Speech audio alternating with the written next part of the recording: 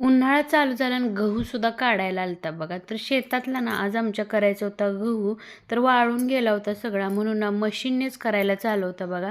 तर या मशीनने केला की जास्त त्रास पण नाही काय, तर सगळा होऊन जातो एकदम असा.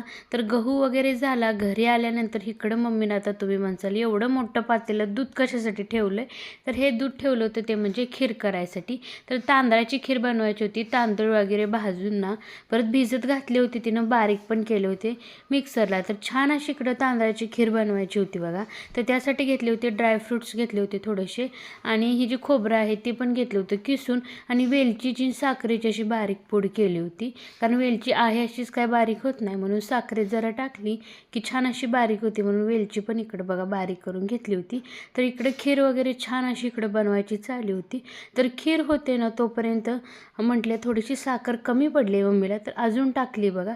तर बाहेर ना छान अशा तिच्या चालू होती बघा चुलीवरच्या इकडं चपात्यासुद्धा बनवायच्या. तर गॅसवर आज काही केल्या नाहीत, बाहेर केल्या होत्या. तर गॅस झाला आता महाग बघा, त्यामुळे ना ती गॅस चुलीवरती चपात्या बनवून झाल्या. आणि इकडं ना पापडसुद्धा तळायचे चालू होते, पापड वगैरे तळे. आणि ह्याचं एक कारण म्हणजे ना, हा मम्मी काय करायला लागली ना, अजिबात किचनमधून ना हलत नाही. तर सारखं त्याचं मध्ये चालू असतं, आणि तोंड पण चालू असते बघा सोबत खायचं. तर तो सारखा किचनमध्ये मम्मी बनवायला लागली काय की तो अजिबात जात नाही. सुक्की इकडं बटाट्याची भाजीसुद्धा बनवायला ना सुरू होती बघा. तर खीर बनवली होती म्हटलं, मम्मीला म्हटलं की सुक्कीच भाजी काही तर बनव.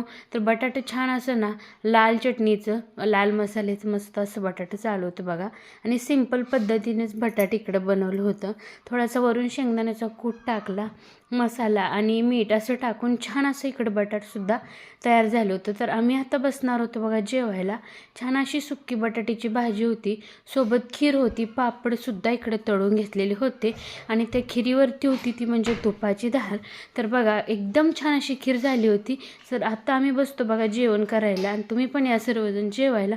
चला मग भेटूया पुढच्या व्हिडिओमध्ये.